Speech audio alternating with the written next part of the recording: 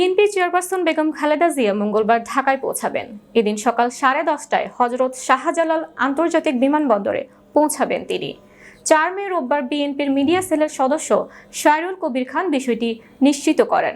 আরও জানাচ্ছেন AKM শামীম খান। এদিকে খালেদা জিয়ার দেশে ফেরার খবরে দলীয় নেতাকর্মীদের মাঝে উচ্ছ্বাস দেখা গেছে। দলীয় প্রধানকে স্বাগত ও অভ্যর্থনা জানাতে ব্যাপক প্রস্তুতি নিয়েছে বিএনপি ও অঙ্গ সহযোগী সংগঠনগুলো। এ নিয়ে গত কয়েকদিনে দফায় দফায় প্রস্তুতি সভাও করা হয়েছে। গতকাল সন্ধ্যায় দলের ঢাকা মহানগর ও অঙ্গ সহযোগী সংগঠনের শীর্ষ নেতাদের নিয়ে যৌথ সভা করেছেন বিএনপির মহাসচিব মির্জা ফখরুল ইসলাম আলমগীর।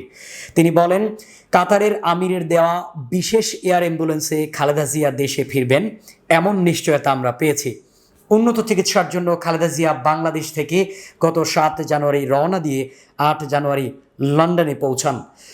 লন্ডন ক্লিনিকে টানা 17 দিন চিকিৎসাধীন থাকার পর 25 জানুয়ারি খালেদা জিয়াকে তার ছেলে তারেক রহমানের বাসায় লন্ডনের ক্লিনিকের বিশেষজ্ঞ চিকিৎসক অধ্যাপক প্যাট্রিক কেনেডি ও অধ্যাপক জেনিফার ক্রসের তত্ত্বাবধানে চিকিৎসাধীন ছিলেন।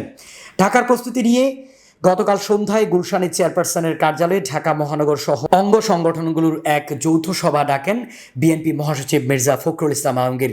সভা শেষে তিনি সাংবাদিকদের বলেন, দীর্ঘদিন উন্নত চিকিৎসা ও পারস্পরিক সুন্দর পরিবেশের কারণে প্রতিদিনই ম্যাডামের শারীরিক অবস্থার উন্নতি হয়েছে।